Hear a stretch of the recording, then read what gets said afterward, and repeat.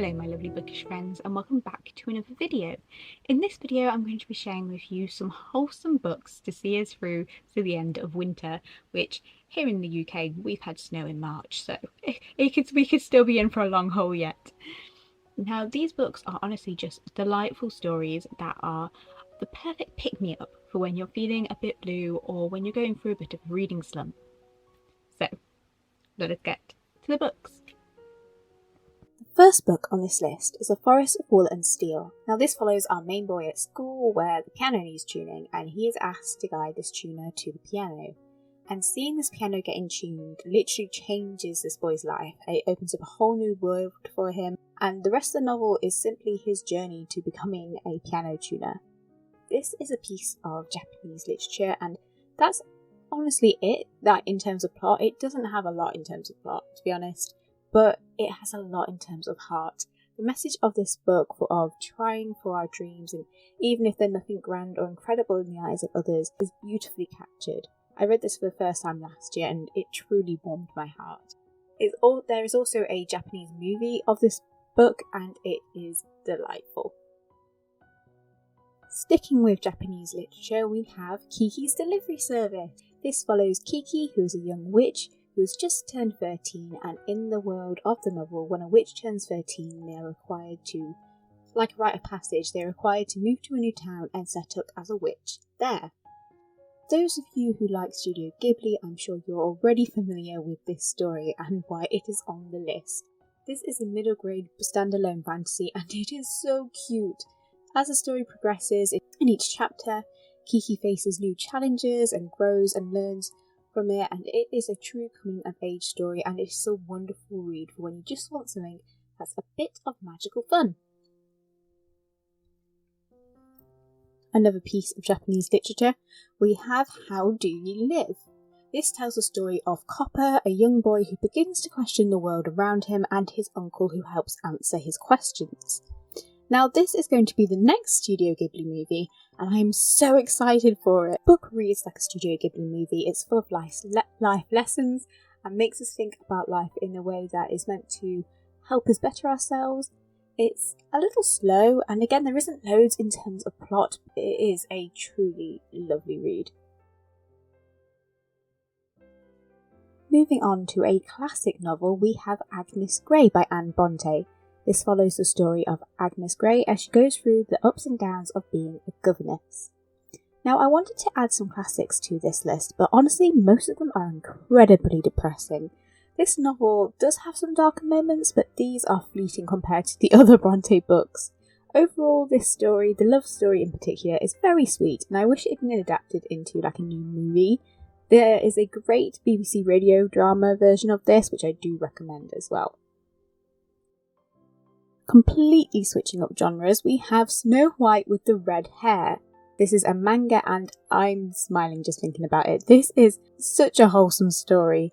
It follows our main girl who is a herbalist and lives in this kingdom where the prince is a bit of a dandy and he finds out that she has red hair and wants her to be his mistress. She ain't having any of that, so she leaves and ends up befriending a prince from a neighbouring kingdom, my boy Zen, and becoming a royal herbalist in his country, and the story goes off from there.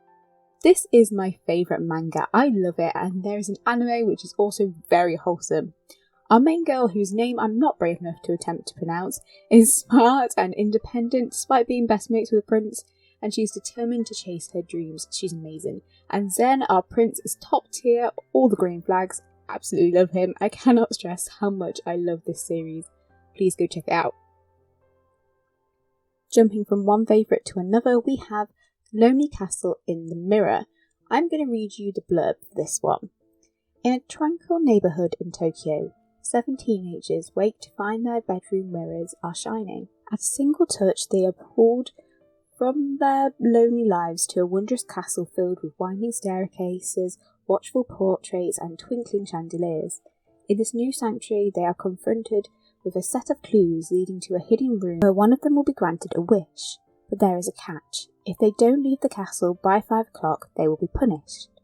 As time passes, a devastating truth emerges. Only one brave enough to share their stories will be saved. This book is a masterpiece. It's one of my favourite books of all time. It is beautifully written and very tender. It touches on bullying and friendship, and the ending is so well done. It blew me away. It wrapped up the plot in a way that I didn't see coming, and yet it made perfect sense. If I say much more, I'm going to spoil it, so I'll leave it there for you. Go check it out. I highly recommend this one. Next up, we have The Graveyard Book by Neil Gaiman. This is about a boy called Bod, whose parents are murdered by a mysterious man called Jack. Bod escapes to the local graveyard where the ghosts who live there raise him. This book is so heartfelt and wholesome. It is really a wonderful read and a wonderfully written story. It's almost so good that I don't really know what to say about it, so just pick it up and give it a go. I don't think you'll regret it. Moving on, we have Half a Soul. It follows Dora, who after running with a fae when she was a child ends up with only half a soul. This means that she doesn't really feel emotions properly and is a bit of an oddball. She goes to London with her cousin and ends up getting mixed up with the Lord Sorcerer, and together they try and deal with a magical plague of sort. This book is just good fun. It's like a Jane Austen romance with magic. Dora is a wonderful little weirdo who I really warm to, and it gives me similar vibes to Howl's Moving Castle does when I read that book. Where the story is just pure magical enjoyment and it just makes me feel good, which is sometimes all you need in a good book. Another classic, we have Little Women by Louisa May Alcott. This is a classic novel that follows the story of the 4 March sisters through their childhood to adulthood.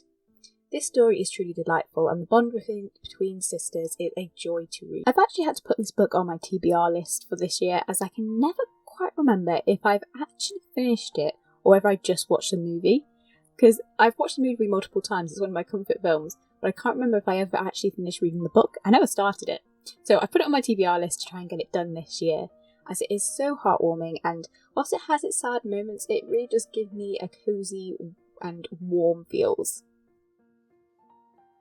Next is another one of my all-time favourite books, and it is Howl's Moving Castle by Diana Wynne Jones. This tells the story of Sophie Hatter, who catches the unwelcome attention of the Witch of the Waste and is turned into an old lady. Deciding she has nothing more to lose, Sophie makes her way to this moving castle that hovers in the hills above her town. But the castle belongs to the dreaded witch Howl, whose appetite, they say, is satisfied only by the souls of young girls, and also his fire demon Calcifer, who also lives there. I absolutely love this book. It is a middle grade fantasy and also a Studio Ghibli movie. However, the book and the movie are actually very different from each other, especially where the black door leads to. That's all I'm going to say. And also, Sophie and Hal are one of my favourite literary couples. They bicker the entire time and I live for it. This book is so funny and magical. It's just a pure delight in book form, hence why I had to include it on this list. Last up, we have The House on the Cerulean Sea by T.J. Klune. This follows Linus Baker, who lives a quiet life monitoring magical orphans for the department in charge of magical youth. One day he is given a highly classified assignment to travel to an orphanage where 6 dangerous children reside and decide whether it is up to standard. But once there, Linus finds that there is more to these children than the paperwork shows and finds himself growing closer to their charming guardian, Arthur. This book is adorable.